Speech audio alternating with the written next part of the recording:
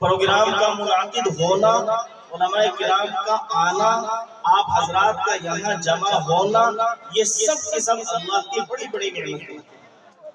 ورنہ آپ کے علاوہ اور بہت سارے لوگ ہیں جو گاؤں میں اپنے اپنے گھروں میں چارپائیوں پر یا تو لیٹے ہوئے ہیں یا بیٹھے ہوئے ہیں اور دنیاوی باتوں کے اندر مشغول ہیں، لیکن اللہ نے آپ کو توفیق دی اور آپ یہاں دینی محفل اور دینی پروگرام میں تشریف لائے۔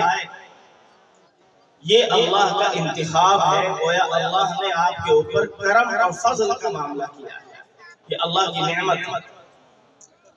میں نے نعمت کے تعلق سے ایک واقعہ ایک کتاب کے اندر پڑھا، حضرت مولانا پیر ذوالفقار صاحب نقشبندی دامت برکاتہم العالیہ نے ایک واقعہ لکھا ہے کہ ایک مرتبہ ہمارے یہاں ایک ڈاکٹر مہمان ہوئے، ہم نے ان کو کھانا کھلوایا اور مہمان خانے میں چھوڑ کر کے چلے گئے۔ تھوڑی دیر کے بعد کسی ضرورت سے واپس آنا ہوا تو دیکھا کہ وہ ڈاکٹر صاحب دیوار سے ٹیک لگا کر کے سو رہے ہیں، جیسے آدمی آدھا بیٹھ جاتا ہے اور آدھا لیٹ جاتا ہے۔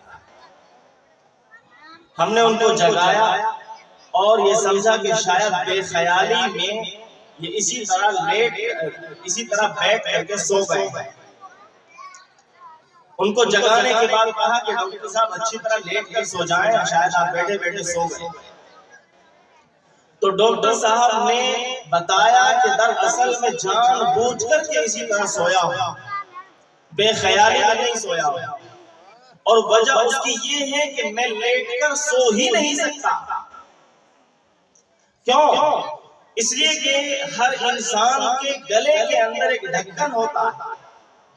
ڈاکٹر حضرات آپ کو بتائیں گے، جب انسان کھانے یا پینے کی کوئی چیز کھا پی لیتا ہے تو وہ ڈھکن بند ہو جاتا ہے، اور یہی وجہ ہے کہ اگر وہ الٹا بھی ہو جائے تو بھی اس کے پیٹ کا کھانا پینا باہر نہیں آئے گا۔ تو ڈاکٹر صاحب نے بتایا کہ میرے اسی ڈھکن کے اندر سوراخ ہو گیا ہے، اگر میں لیٹ کر سو جاتا ہوں تو میرا کھانا پینا میرے منہ میں آ جاتا ہے، لہذا میں لیٹ کر سو ہی نہیں سکتا۔ حضرت پیر صاحب نے جب یہ بات سنی تو ارشاد فرمایا کہ اب تک ہم یہ سمجھتے تھے کہ سونا اللہ کی بہت بڑی نعمت ہے، ہر کسی کو اچھی نیند نہیں آتی، یہ نعمت اللہ ہر کسی کو عطا نہیں فرماتے، تو نیند کا آنا سونا یہ اللہ کی بہت بڑی نعمت ہے۔ لیکن آج ہمیں پتہ چلا کہ لیٹ کر کے سونا یہ الگ سے اللہ کی بہت بڑی نعمت ہے۔ عموماً ہم لوگ یہ سمجھتے ہیں کہ ہمارے پیر اچھے ہیں، پیر ہونا اچھے ہونا یہ اللہ کی بہت بڑی نعمت ہے، ہاتھوں کا اچھا ہونا اللہ کی بہت بڑی نعمت ہے، آنکھوں کا اچھا ہونا اللہ کی بہت بڑی نعمت ہے، اور جسمانی اعتبار سے انسان کے جو اعضاء ہیں اگر وہ صحیح سالم ہیں تو ان کی طرف ہماری نظر جاتی ہے کہ واقعی وہ اللہ کی بہت بڑی نعمتیں ہیں۔ لیکن بعض نعمتیں ایسی ہوتی ہیں جن کی طرف ہمارا ذہن بھی نہیں جاتا اور وہ اللہ کی بہت بڑی بڑی نعمتیں ہوتی ہیں۔ ایک مرتبہ اخبار میں خبر چھپی کہ کسی صاحب کا ایکسیڈنٹ ہوا اور ایکسیڈنٹ میں اس کی آنکھ کی جو پتلی ہوتی ہے، جو کھال ہوتی ہے، یہ کٹ گئی۔ ان صاحب کا بیان ہے کہ ہر 5 منٹ میں مجھے اپنی آنکھ دھلنی پڑتی ہے، جب تک یہ جھلی جو آنکھ کے اوپر ہوتی ہے جو فلٹر کا کام کرتی ہے جب تک یہ موجود تھی تب تک مجھے اس نعمت کی قدر نہیں تھی، اس طرح میرا ذہن بھی نہیں جاتا تھا کہ یہ بھی اللہ کی اتنی بڑی نعمت ہو سکتی ہے۔ لیکن جب ہر روز ہر 5 منٹ کے بعد مجھے اپنی آنکھ دھلنی پڑتی ہے تو اب میرا ذہن اس طرف جاتا ہے کہ یہ بھی اللہ کی بہت بڑی نعمت ہے۔ تو میرے بھائی بڑی بڑی نعمتیں ہوتی ہیں لیکن ان کی طرف ہمارا ذہن نہیں جاتا۔ ہمیں ہر حال میں اللہ کا شکر ادا کرنا چاہیے۔ اللہ نے کلام پاک کے اندر فرمایا لَإِن شَكَرْتُمْ لَأَزِيدَنَّكُمْ، اگر تم شکر ادا کرو گے تو میں تمہاری نعمتوں کے اندر اور اضافہ کر دوں گا، اس کو اور زیادہ بڑھا دوں گا۔ ہم سب لوگ یہاں بیٹھے ہیں، یہ جلسہ چل رہا ہے، یہ بھی اللہ کی بہت بڑی نعمت۔ یہاں سے یہ بات نکل کر کے آئی۔ دوسری بات، والدین کے تعلق سے مجھے یاد کرنا ہے،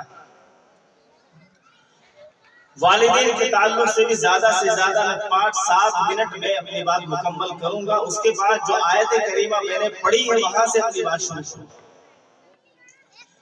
کلام پاک میں یہ علماء تشریف رکھتے ہیں، ایک سے ایک بڑے عالم یہاں پر موجود ہیں۔ ان حضرات کی موجودگی میں بڑی ذمہ داری کے ساتھ میں یہ بات عرض کر رہا ہوں کہ کلام پاک میں اللہ تبارک و تعالیٰ نے ارشاد فرمایا وَلَا تَقُلْ لَهُمَا أُفٍّ وَلَا تَنْهَرْهُمَا وَقُلْ لَهُمَا قَوْلًا كَرِيمًا۔ اللہ نے فرمایا اور والدین کو اف بھی نہ کہو۔ علم اصول فقہ کے جو علماء ہیں، اصولیین ہیں، انہوں نے بتلایا کہ اف کہنا اس کی جو علت ہے وہ ہے تکلیف پہنچانا۔ چنانچہ ہر وہ کام جس کی وجہ سے والدین کو تکلیف پہنچے، جو اذیت اور تکلیف کا سبب بنے، وہ ساری کی ساری چیزیں حرام ہو جائیں۔ اگر کوئی آدمی والدین کو گالی دے رہا ہے، والدین کو ستا رہا ہے، والدین کے سامنے اونچی آواز سے بات کر رہا ہے، والدین کو دھکے دے رہا ہے، والدین کو ڈانٹ ڈپٹ رہا ہے، والدین سے مزدوری کرا رہا ہے، یا اس کے علاوہ اور بھی ایسا کام جس کی وجہ سے بھی والدین کو تکلیف ہو، وہ ساری کی ساری چیزیں حرام۔ آج ہم ذرا ٹھنڈے دماغ کے ساتھ یہ غور کریں کہ کتنے گھروں کے اندر یہ ظلم ہو رہا ہے۔ آج والدین کی ہم لوگ کوئی اہمیت ہی نہیں سمجھتے ہیں۔ زیادہ سے زیادہ اگر کوئی نرم دل آدمی ہے، اچھا سا آدمی ہے، وہ اپنی بیوی سے کہے گا، اپنے بچوں سے کہے گا کہ میرے والدین کا خیال رکھو، ان کی خدمت کرو۔ والدین تو ہمارے سر کے تاج ہیں۔ ہمیں یہ سوچنا چاہیے کہ اگر والدین باحیات ہیں، والدین زندہ ہیں، تو یہ سعادت ہے ہمارے لیے کہ ہم والدین کی خدمت اپنے ہاتھوں سے کریں۔ اور اگر کوئی آدمی والدین کی خدمت اپنے ہاتھوں سے از خود نہیں کر رہا ہے تو گویا وہ والدین کا حق ادا نہیں کر رہا ہے۔ زیادہ سے زیادہ ہم لوگوں کے پاس یہ بہانہ رہتا ہے کہ بھئی ہم تو مزدوری کرتے ہیں، ہم تو ملازمت کرتے ہیں، صبح سے شام تک کام میں لگے رہتے ہیں، تھکے ہارے شام کو گھر واپس آتے ہیں تو والد اور بھی دیگر کام رہتے ہیں، والدین کی خدمت کا ہمیں نہ وقت ملتا ہے نہ موقع ملتا ہے۔ بہت ہی اختصار کے ساتھ میں یہ بات عرض کر رہا ہوں تاکہ والدین کی تھوڑی سی عظمت کا آپ کو پتہ چل جائے، اور جو لوگ بہانہ ملانے والے ہیں، اپنی مشغولیات کا دم بھرنے والے ہیں، وہ ذرا کان کھول کر اس بات کو سنیں۔ میں 100 سال پہلے کسی بزرگ کا واقعہ بیان نہیں کروں گا، میں 50 سال پہلے کسی بزرگ کا واقعہ بیان نہیں کروں گا، اس لیے کہ ہو سکتا ہے ہمارا آج کا نوجوان یہ کہے کہ پہلا زمانہ کچھ اور تھا، آج کا زمانہ کچھ اور ہے۔ میں اس آدمی کی مثال پیش کرنے جا رہا ہوں جو الحمدللہ آج بھی زندہ ہے، اور جتنے ہم سب لوگ یہاں بیٹھے ہیں، جتنے علماء ہیں، جتنے عوام ہیں، ہم سب سے بڑے ہیں، ہم سب سے زیادہ ان کی زندگی مصروف ہے۔ میری مراد جانشین شیخ الاسلام حضرت مولانا سید ارشد مدنی صاحب دامت برکاتہ العالیہ، حضرت کی والدہ کا ابھی چند سال پہلے انتقال ہوا۔ میں نے حضرت کے پوتوں کو پڑھایا ہے، حضرت کے پوتوں نے از خود مجھے بتایا کہ حضرت اپنی والدہ کا بہت زیادہ خیال رکھتے تھے اور بہت زیادہ ان کی خدمت کرتے تھے۔ روزانہ ان کے پیر دبانا، ان کے سر میں تیل لگانا، یہ تقریباً روزانہ کا معمول تھا۔ اخیر عمر میں آ کر کے جب وہ بہت زیادہ معذور ہو گئی، بہت زیادہ علیل ہو گئی، بیمار ہو گئی، یہاں تک کہ قضائے حاجت کے لیے بیت الخلا تک نہیں جا سکتی تھی، اس وقت میں حضرت نے اپنے گھر کے لوگوں کو یہ تاکید کر رکھی تھی کہ خبردار، اگر میں دیوبند کے اندر موجود ہوں اور میری والدہ کا پیشاب نکل جائے، میری والدہ کا پاخانہ نکل جائے چارپائی کے اوپر، بستر کے اوپر، تو کوئی اس کو ہاتھ نہیں لگائے گا، میں اپنی سعادت سمجھوں گا، مجھے اطلاع کی جائے، میں آؤں گا اپنی تمام مشغولیات کو چھوڑ کر کے اور اپنے ان ہاتھوں سے اپنی والدہ کی صفائی کروں گا، اپنی والدہ کے پیشاب پاخانے کو اپنے ان ہاتھوں سے صاف کروں گا، اور یہ میری سعادت مندی ہوگی۔ چنانچہ حضرت والا نے ایسا کر کے دکھایا، اور حضرت والا آج بھی الحمدللہ زندہ ہے، اللہ ان کی عمر کو برکت عطا فرمائے۔ اب آپ مجھے بتائیں، جو آدمی جمعیت علماء ہند کا صدر ہو، جو آدمی عالمی اعتبار سے عالم اسلام کے چنندہ لوگوں میں سے ایک ہو، جو آدمی مسلم پرسنل لا بورڈ کا نائب صدر ہو، جو آدمی دارالعلوم دیوبند کا صدر مدرس و ناظم تعلیمات ہو، اور صبح شام رات دن نہ جانے کتنے اسفار اور نہ جانے کتنی مشغولیات، ان تمام مصروفیات اور مشغولیات کے باوجود بھی کتنا بڑا مرتبہ اور مقام سمجھا ہے اور ہم جیسے لوگوں کو سمجھایا ہے۔ میرے بھائیو، ہم لوگ والدین کے زندہ رہتے ان کی قدر نہیں کرتے، دنیا کے پیچھے بھاگتے رہتے ہیں، لیکن یاد رکھیں، اگر آپ سکون والی زندگی چاہتے ہیں، عافیت والی زندگی چاہتے ہیں، آپ یہ چاہتے ہیں کہ آپ مالدار ہو جائیں، تو سب سے بہترین نسخہ میں آپ کو بتا رہا ہوں کہ اپنے والدین کی خدمت کریں، اس کو آزمائیں۔ اگر آپ چاہتے ہیں کہ آپ کے گھر میں عافیت رہے، آپ کے گھر میں سکون رہے، آپ کے گھر میں فراوانی رہے، خوشحالی رہے، تو اپنے والدین کی خدمت کو اپنے دامن سے باندھ لو۔ خود حضرت مولانا سید ارشد مدنی صاحب دامت برکاتہم العالیہ ہی کا بیان ہے، وہ فرماتے ہیں کہ میرے والد صاحب یعنی شیخ الاسلام حضرت مولانا سید حسین احمد مدنی رحمت اللہ علیہ تو علم حاصل کرنے کے لیے مدرسے میں باہر آ گئے، اور میرے تایا جان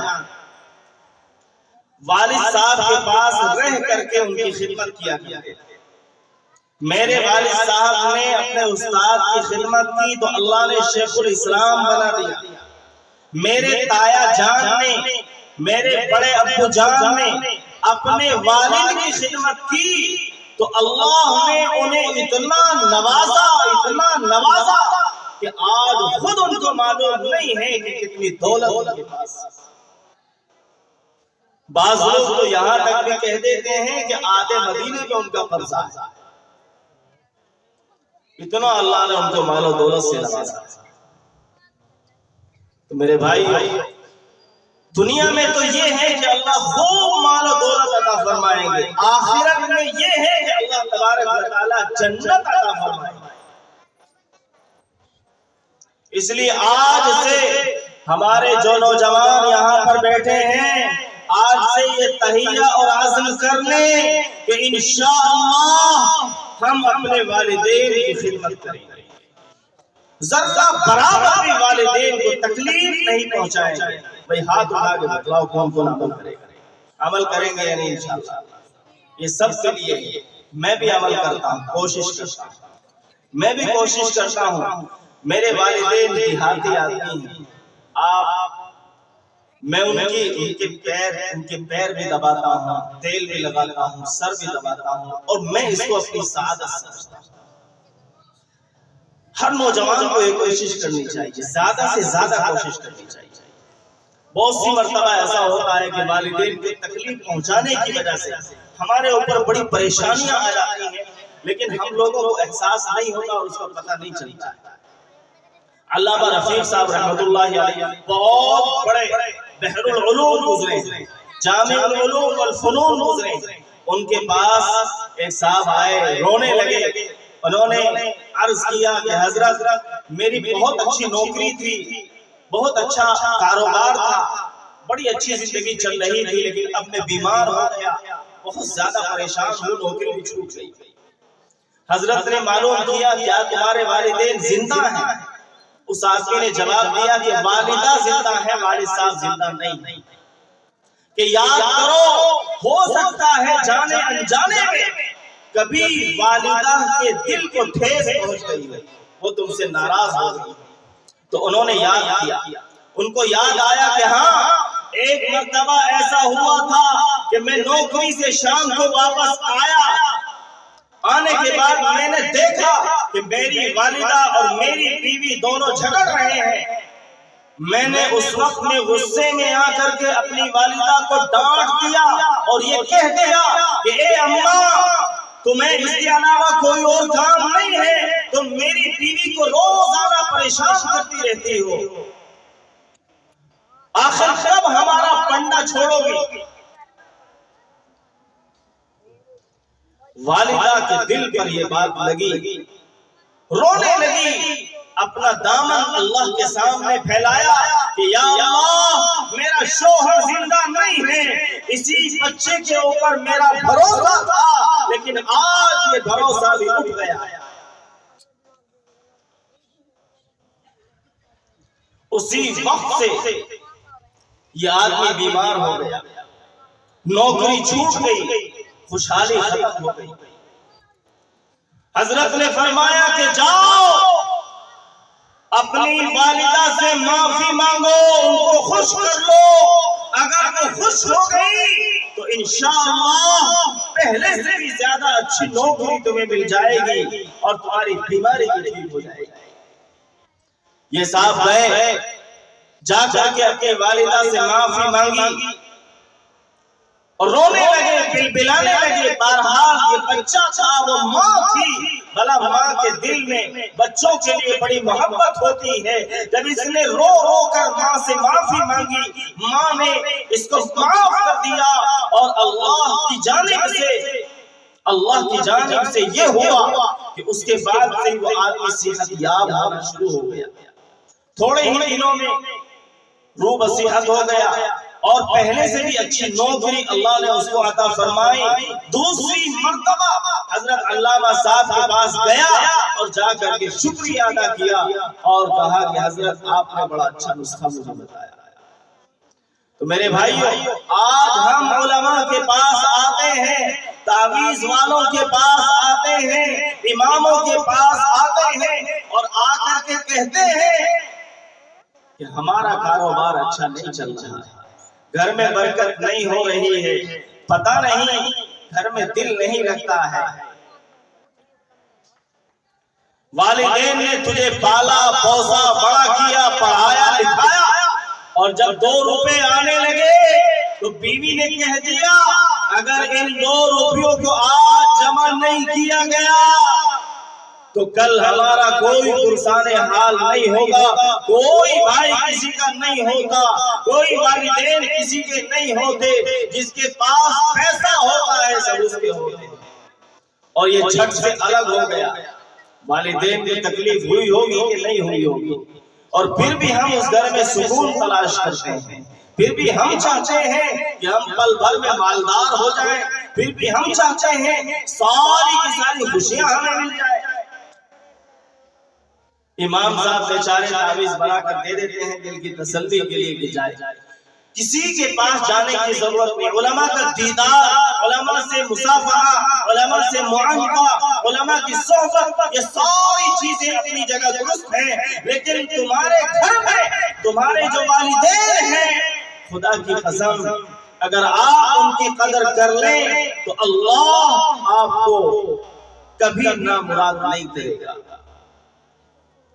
بتاؤ بھائی عمل کریں گے کہ نہیں کریں گے؟ عموماً ہم لوگوں کی عادت یہ ہو چکی ہے کہ محفلیں سجتی ہیں، پروگرام ہوتے ہیں، ہم لوگ سنتے ہیں باتوں کو، علماء اپنے اپنے اعتبار سے جوش و خروش کے ساتھ ہم لوگوں کو سمجھاتے ہیں، تھوڑی دیر تفسیریں ہوتے ہوئے فلاں صاحب نے بڑی اچھی تقریر کی، آج تو لٹ گاڑ دیے، فلاں صاحب نے بہت اچھا بیان کیا، لیکن اس کے بعد بھول جاتے ہیں۔ میرے بھائیو، بھولنا نہیں ہے، بلکہ ہمیں ہر ایک بات کو اس نیت کے ساتھ سننا ہے کہ انشاءاللہ ہمیں اس پر عمل کرنا ہے، اس کو اپنی زندگی میں لے کر کے آنا ہے۔ میں نے آپ حضرات کے سامنے کلام اللہ کی ایک آیت کریمہ تلاوت کی تھی، جس میں اللہ تبارک و تعالیٰ نے ارشاد فرمایا، اے محمد آپ کہہ دیجئے اگر تم اللہ سے محبت کرتے ہو تو میری اتباع کرو۔ اللہ کے رسول صلی اللہ علیہ وسلم نے ارشاد فرمایا کہ تم میں جو آدمی مجھ سے محبت کرتا ہے اس کی محبت کا تقاضا یہ ہے کہ میری اطاعت کرے، اپنی تمام خواہشات کو میرے تابع کرے۔ اگر تمام خواہشات کو تابع کر دیا تو سمجھا جائے گا کہ یہ بندہ اللہ کے رسول سے محبت کرتا ہے، اللہ سے محبت کرتا ہے، اور اگر تابع نہیں کیا تو سمجھا جائے گا کہ اس کی محبت بھس بھسی ہے، اس کی محبت جھوٹی ہے، اس میں کوئی دم نہیں۔ اب میں آپ حضرات کو اللہ کے رسول صلی اللہ علیہ وسلم کی وفات سے چند روز پہلے کے چند ارشادات اور چند اقوال بتاتا ہوں۔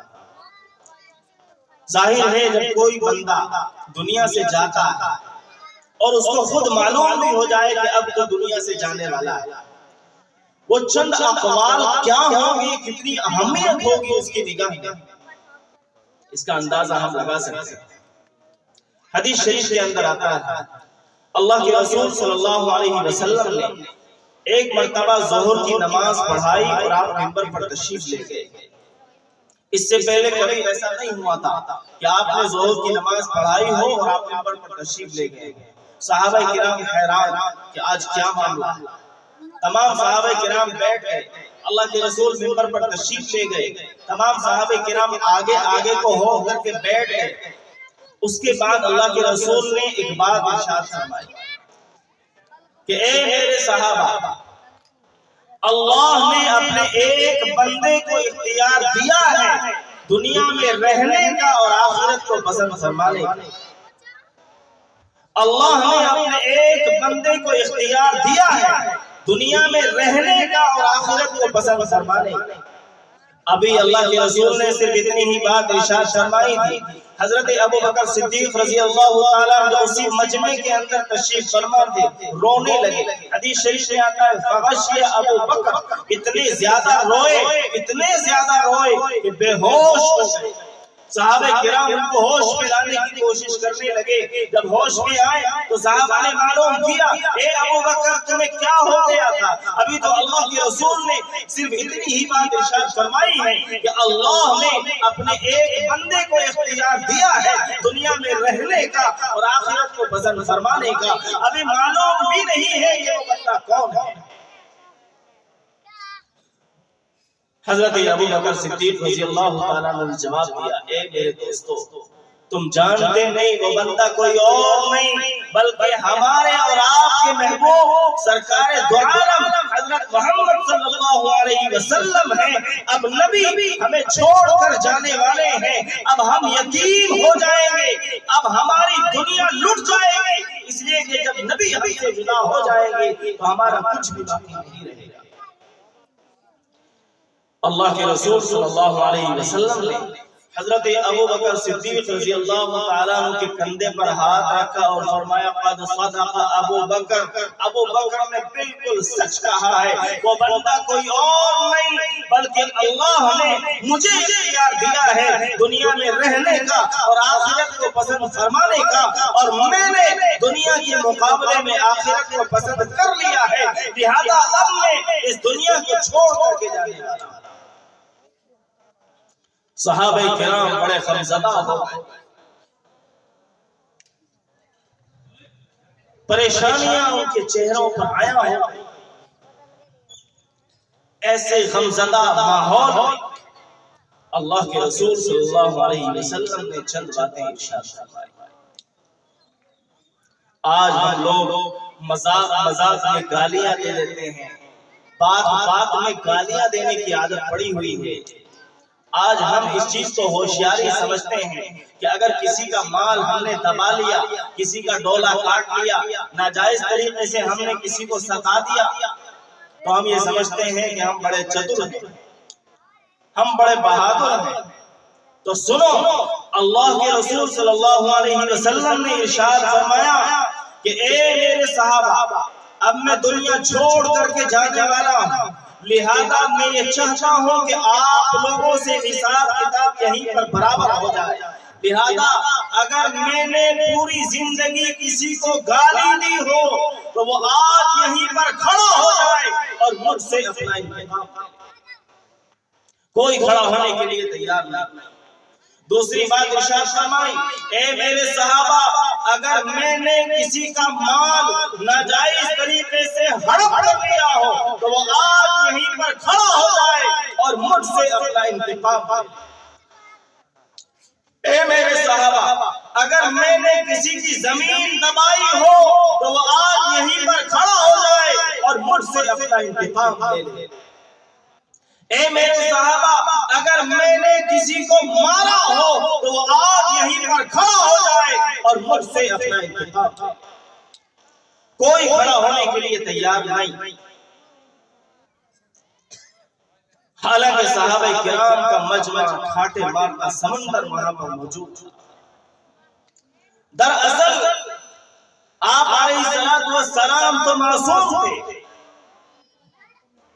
اللہ نے انبیاء کو معصوم بنا کر کے پیدا کیا، نبی سے کوئی گناہ ہو ہی نہیں سکتا، اور بالخصوص آپ علیہ السلام تو نبیوں کے سردار ہیں، اور آپ کو تو رحمت للعالمین بنا کر کے دنیا کے اندر بھیجا گیا ہے۔ اللہ نے کلام پاک میں ارشاد فرمایا وَمَا أَرْسَلْنَاكَ إِلَّا رَحْمَةً لِلْعَالَمِينَ، اور ہم نے تمہیں نہیں بھیجا مگر دنیا والوں کے لیے رحمت بنا کر۔ اللہ نے یہاں پر عالمین کا لفظ استعمال فرمایا۔ یہ علماء آپ کو بتائیں گے کہ دراصل آپ علیہ السلام صرف ہندوؤں کے لیے، صرف مسلمانوں کے لیے، صرف کالے کے لیے، صرف گورے کے لیے رحمت بن کر کے نہیں آئے، صرف بوڑھوں کے لیے، صرف نوجوانوں کے لیے، صرف بچوں کے لیے، صرف مردوں کے لیے، صرف عورتوں کے لیے رحمت بن کر کے دنیا کے اندر نہیں آئے، بلکہ آپ علیہ السلام تو رحمت للعالمین بن کر کے دنیا کے اندر آئے ہیں۔ جہاں آپ علیہ السلام رحمت ہے مسلمانوں کے لیے، وہیں رحمت ہے غیر مسلموں کے لیے۔ جہاں آپ علیہ السلام رحمت ہے مردوں کے لیے، وہیں رحمت ہے عورتوں کے لیے۔ جہاں آپ علیہ السلام رحمت ہے عجمیوں کے لیے، وہیں رحمت ہے عربیوں کے لیے۔ جہاں آپ علیہ السلام رحمت ہے مردوں کے لیے، جہاں آپ علیہ السلام رحمت ہے بوڑھوں کے لیے، وہیں نوجوانوں کے لیے اور وہیں بچوں کے لیے۔ تو جس آدمی کو اللہ تبارک و تعالیٰ نے رحمت للعالمین بنا کر کے دنیا کے اندر بھیجا، وہ نبی کسی کو گالی کیسے دے سکتا ہے؟ وہ نبی کسی کو کیسے ستا سکتا ہے؟ وہ نبی کسی کا مال ناجائز طریقے سے کیسے ہڑپ کر سکتا ہے؟ وہ نبی کسی کی زمین کیسے دبا سکتا ہے؟ میرے بھائیوں، مقصد یہ نہیں تھا مقصد یہ تھا، مقصد ہم گنہگاروں کو یہ تعلیم دینا تھا کہ اے میری امت کے لوگوں، تم زندگی اس طریقے سے گزارنا کہ کسی کو پوری زندگی کبھی گالی مت دینا۔ اے میری امت کے لوگوں، تم زندگی اس طریقے سے گزارنا کہ پوری زندگی کسی کا ڈولا مت کاٹنا، کسی کی زمین ناجائز طریقے سے ہڑپ مت کرنا۔ تم زندگی اس طریقے سے گزار دینا کہ کسی کے دل کو کبھی ٹھیس مت پہنچانا۔ ہم گناہگاروں کو یہ تعلیم دینا مقصد ہے کہ کسی کا مال ناجائز طریقے سے کبھی ہڑپ مت کرنا اور کسی کو کبھی مت مارنا، کوئی تکلیف مت پہنچانا۔ آج ہم کہیے اور عزم کریں کہ ساری بری عادتوں کو چھوڑیں گے، جھوٹ بولنا، گالی دینا وغیرہ وغیرہ، ان تمام چیزوں کو ہم چھوڑ دیں گے انشاءاللہ۔ دراصل ہمیں اپنے نبی حضرت محمد صلی اللہ علیہ وسلم کی عزت کا بھی خیال رکھنا چاہیے۔ اللہ نے نبیوں کا سردار بنایا ہے، اور ویسے ہی نہیں بلکہ اگر آپ موازنہ کر کے دیکھیں گے تو آپ کو نبی کے مرتبہ اور مقام کا پتہ چل جائے گا۔ آپ کو معلوم ہو جائے گا کہ ہم جس نبی کی امت میں ہیں وہ کوئی معمولی نبی نہیں، بلکہ اللہ تبارک و تعالیٰ نے آپ کے مرتبے کو بہت اعلیٰ و عرفہ بنایا ہے، بہت بلند و بالا بنایا ہے۔ اس کی ایک ادنا سی مثال، حضرت ابراہیم علیہ السلام کے بارے میں آپ جانتے ہیں، بہت سے واقعات میں پڑھے ہوں گے۔ کلام پاک میں اللہ نے فرمایا وَإِذِ ابْتَلَىٰ إِبْرَاهِيمَ رَبُّهُ بِكَلِمَاتٍ فَأَتَمَّهُنَّ۔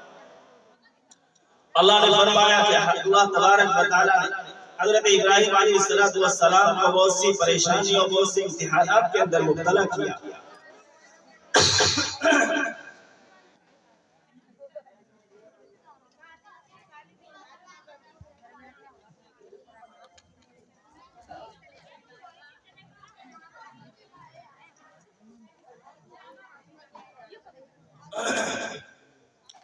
حضرت ابراہیم علیہ السلام تمام امتحانات میں کامیاب ہوئے، لیکن اس کے باوجود حضرت ابراہیم علیہ السلام کو اللہ سے 3 دعائیں مانگنی پڑ رہی ہیں۔ نبی کوئی دعا مانگتا ہے تو اللہ دعا کو قبول فرماتے ہیں، یہ ایک الگ چیز ہے، لیکن حضرت ابراہیم علیہ السلام 3 دعائیں مانگ رہے ہیں۔ کلام پاک میں رب اغفر لی خطیئتی یوم الدین ولا تخزنی یوم یبعثون واجعلنی من ورثۃ جنت النعیم۔ اے اللہ، کل قیامت کے دن مجھے رسوا مت کرنا، مجھے ذلیل مت کرنا، میرے تمام گناہوں کو معاف فرما دینا۔ اے میرے پروردگار، میرے لیے جنت کا فیصلہ فرما دینا۔ یہ 3 دعائیں مانگی، اللہ تبارک و تعالیٰ نے ان تینوں دعاؤں کو قبول فرما لیا، یہ تینوں چیزیں عطا فرمائیں، لیکن مانگنے کے بعد اب آئیے سرکار دو عالم صلی اللہ علیہ وسلم کی جانب۔ اللہ تبارک و تعالیٰ خود کلام پاک میں ارشاد فرما رہا ہے، ان تینوں چیزوں کا تذکرہ اللہ خود فرماتا ہے، یوم لا یخزی اللہ النبی والذین آمنوا معہ۔ اے نبی، میں کسی کو رسوا کروں یا نہ کروں، میں کسی کو ذلیل کروں یا نہ کروں، لیکن میں گارنٹی لیتا ہوں اس بات کی کہ تجھے رسوا نہیں کروں گا، تجھے ذلیل نہیں کروں گا۔ دوسری بات، لِيَغْفِرَ لَكَ اللَّهُ مَا تَقَدَّمَ مِنْ ذَنبِكَ وَمَا تَأَخَّرَ۔ اے نبی، ہم نے تمہارے اگلے اور پچھلے تمام گناہوں کو معاف کر دیا ہے۔ تیسری بات، عَسَىٰ أَن يَبْعَثَكَ رَبُّكَ مَقَامًا مَحْمُودًا۔ اے نبی، میں تجھے جنت تو دوں گا ہی دوں گا، لیکن تیرا مقام تو اتنا بلند ہوگا کہ تجھے مقام محمود تک پہنچا۔ تو اس سے پتا چلا کہ نہیں، ہمارے نبی کی شان، ہمارے نبی کا مرتبہ اور مقام بلند و بالا ہے یا نہیں ہے؟ جس وقت میں آپ علیہ السلام معراج کے لیے تشریف لے جا رہے ہیں. حدیث میں آتا ہے حضرت جبریل علیہ السلام ساتھ ایک موقع پر کسی کے قدموں کی آہٹ سنائی دیتی ہے. اللہ کے رسول صلی اللہ علیہ وسلم حضرت جبریل علیہ السلام سے معلوم کرتے ہیں اے جبرائیل یہ کس کے چلنے کی آواز ہے, کس کے قدموں کی آہٹ ہے؟ حضرت جبریل علیہ السلام نے جواب دیا کہ یا رسول اللہ یہ آپ کے ایک ادنا سے غلام ہیں جن کا نام بلال حبشی ہے.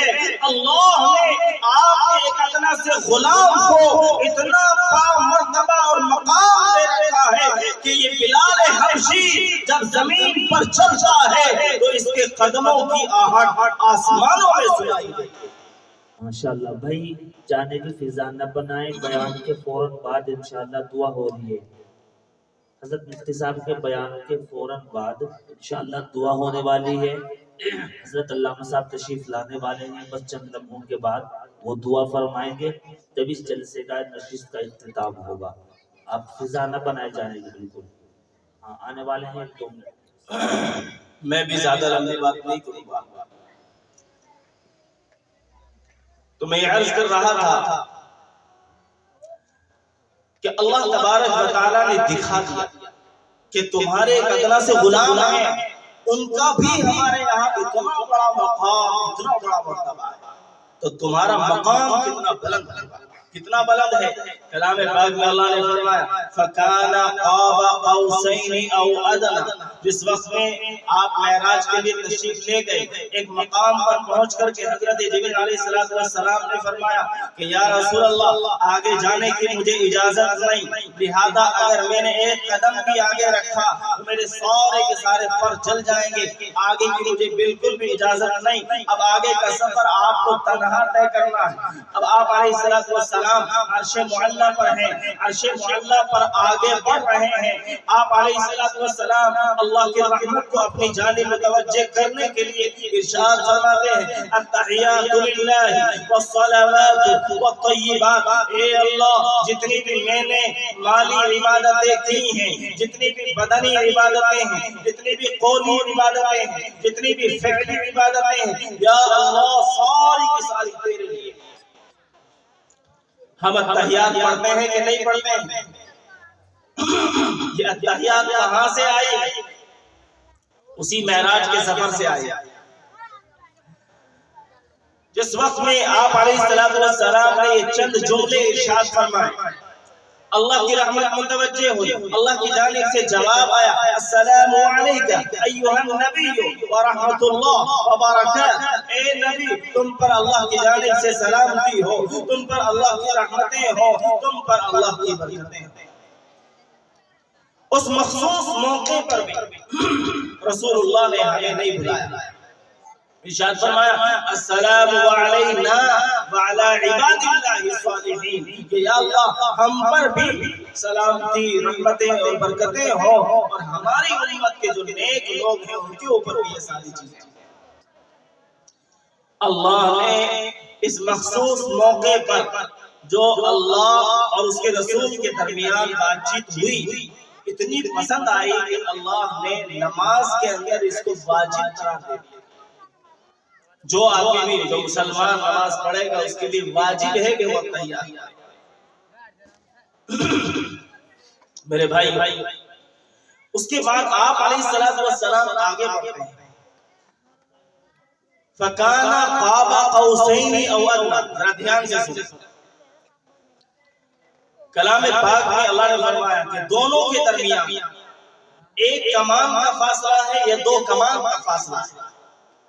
ایک طرف رب ذوالجلال ہے, دوسری طرف کائنات کی سب سے محبوب ہستی یعنی رب ذوالجلال کا بھی محبوب حضرت محمد صلی اللہ علیہ وسلم موجود, کائنات کی روح موجود. اب دونوں تنہا ہیں, محب اور محبوب دونوں موجود. ظاہر ہے محب اور محبوب کو جب تنہائی ملتی ہے تو راز و نیاز کی باتیں ہوتی ہیں. اب دونوں کے درمیان یعنی خداوند قدوس اور رسول اللہ کے درمیان کیا بات چیت ہوئی؟ حدیث شریف نے اس کو بیان کیا کہ اللہ تبارک و تعالی کے سامنے اللہ کے رسول صلی اللہ علیہ وسلم نے تنہائی میں شکوہ کیا، شکایت، اور فرمایا یا ربی قد سخرت النار لابراہیم، اے میرے پروردگار تو نے آگ کو حضرت ابراہیم علیہ السلام کے تابع بنا دیا، وسخرت الجبال والحدید لداود، اور تو نے پہاڑ کو لوہے کو حضرت داؤد علیہ السلام کے تابع بنا دیا، وسخرت الریاح والشیاطین والجن لسلیمان، اور تو نے ہواؤں کو، جناتوں کو اور شیاطین کو حضرت سلیمان علیہ السلام کے تابع بنا دیا، وسخرت البحر لموسیٰ، اور تو نے دریا کو حضرت موسیٰ علیہ السلام کے لیے مسخر کر دیا۔ سرکار حضرت علامہ صاحب تشریف لا چکے ہیں، حضرت کی اجازت چاہتے ہوئے حضرت کو اللہ نے بہت نوازا ہے، بس صرف اتنا کہا جا سکتا ہے کہ جہاں تک مصطفیٰ کی مصطفائی ہے، جہاں تک خدا کی خدائی ہے، الحمدللہ وہیں تک ہمارے حضرت کے فیض کی رسائی ہے۔ بہت سارے شاگردین، بہت سارے مریدین، بہت سارے محبین، متوسلین، متعلقین الحمدللہ چہارتان کے عالم میں پھیلے ہوئے۔ اللہ حضرت کا سایہ ہم سب لوگوں کے اوپر تادیر قائم فرمائے، اللہ حضرت والا کی عمر میں، صحت میں خوب برکت عطا فرمائے۔ حضرت والا کی اجازت چاہتے ہوئے اس بات کو مکمل کر رہا ہوں۔ تو سرکار دو عالم صلی اللہ علیہ وسلم شکوہ شکایت کر رہے ہیں کہ یا اللہ تو نے ابراہیم کو نعمت دی، تو نے بڑے بڑے نبیوں کو بڑی بڑی نعمتوں سے نوازا، تو نے ابراہیم کو نعمت دی، تو نے سلیمان کو نعمت دی، تو نے داؤد کو نعمت دی، تو نے موسیٰ کو نعمت دی، لماذا جعلتنی یا ربی، تو مجھے بتا تو نے مجھے کیا دیا۔ اب رب ذوالجلال کا جواب سنیں۔ رب ذوالجلال نے ارشاد فرمایا اے میرے محبوب، میں نے تجھے وہ چیز دی ہے کہ آج تک میں نے وہ چیز کسی کو نہیں دی۔ وَرَفَعْنَا لَكَ ذِكْرَكَ، جب تک یہ دنیا باقی رہے گی، میرا نام لیوا اس دنیا کے اندر باقی رہیں گے، جو آدمی بھی میرا نام لے گا، میرے نام کے ساتھ رہتی دنیا میں تیرا نام بھی لیا جاتا رہے گا۔ چنانچہ آج ہم دیکھتے ہیں ایک کلمہ پڑھنے والا کلمہ پڑھتا ہے لا الہ الا اللہ، اگر وہ محمد رسول اللہ نہ کہے تو اس کا کلمہ مکمل نہیں ہو سکتا۔ ایک مکبر تکبیر کہنے والا جب تکبیر کہتا ہے، اگر وہ محمد رسول اللہ نہ کہے تو اس کی تکبیر مکمل نہیں ہو سکتی۔ ایک اذان دینے والا مؤذن اگر اذان دے رہا ہے، وہ محمد رسول اللہ جب تک نہیں کہے گا اس کی اذان مکمل نہیں ہو سکتی۔ یہ ہے ہمارے نبی کا مرتبہ اور مقام۔ تو میرے بھائیو، جب ہمارے نبی کا اتنا بڑا مقام، اتنا بڑا مرتبہ ہے، تو کیا ہمیں اس نبی کی عزت کا خیال رکھنا چاہیے کہ نہیں رکھنا چاہیے؟ اس نبی کی تعلیمات پر عمل کرنا چاہیے کہ نہیں کرنا چاہیے؟ کریں گے؟ ہاتھ اٹھا کے بتاؤ۔ حضرت یہاں موجود ہے، حضرت کی موجودگی میں کسی کا ہاتھ بھی نیچے نہ رہے۔ اللہ گواہ ہے، اللہ دیکھ رہا ہے۔ اللہ تبارک و تعالی ہم سب کو عمل کرنے کی توفیق نصیب فرمائے۔ وآخر دعوانا